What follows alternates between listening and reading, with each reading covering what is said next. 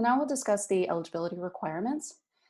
So the main two requirements is that the institution's an accredited 2 or 4-year institution, as well as a NASPA institutional member, and the primary contact, and this is the individual who's most closely connected to first generation efforts at your institution, who would then also serve as the primary contact within First Forward.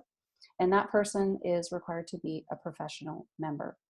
In a little bit, I will talk through how you identify those eligibility requirements on your end. We also ask that you gain the support of senior leaders. And this is particularly important as we think about scaling existing approaches and efforts in order to grow what your institutions have already established. There's also these unique professional development opportunities that require travel. And so it's important that senior leadership is bought in to ensure that you can complete to the full participation. We ask that you designate a minimum of 2 faculty or staff members, and this is really important when we think about a campus-wide approach. Having representation across the institution is really beneficial.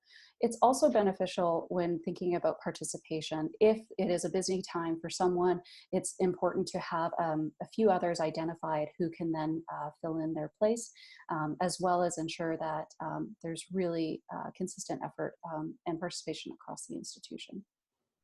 And finally, commit to fulfilling the requirements that are outlined in the requirements of participation, which we'll get to in a little bit further into this presentation.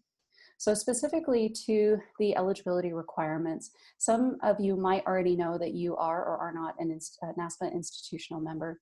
If you are unsure, connect with a senior leader, maybe the vice president for student affairs at your institution, and ask if you are or are not an institutional member.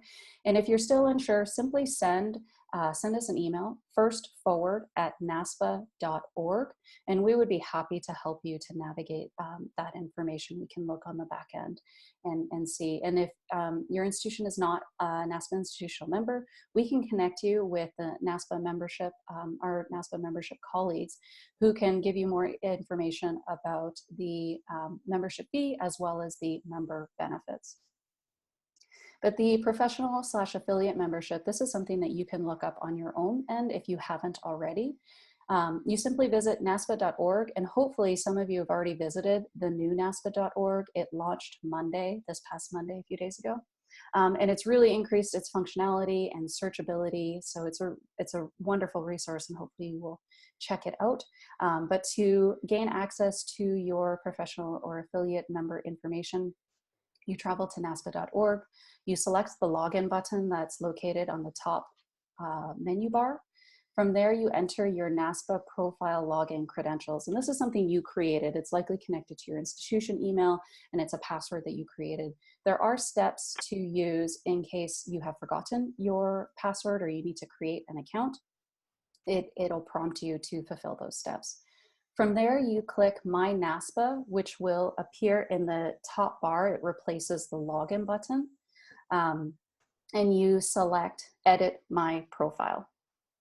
This is what should appear when you select Edit My Profile. The next step is you select this Personal Snapshot button right here, and then this information will appear. This is a default account, so none of this information is real, but this red box right here will identify where your NASPA ID is, and that's something you will have to enter into the application to validate your professional membership.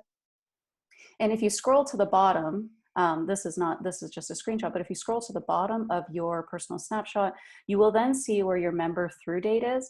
Because this is a default account, it doesn't include the member through date, but this right here is where it would appear on your end.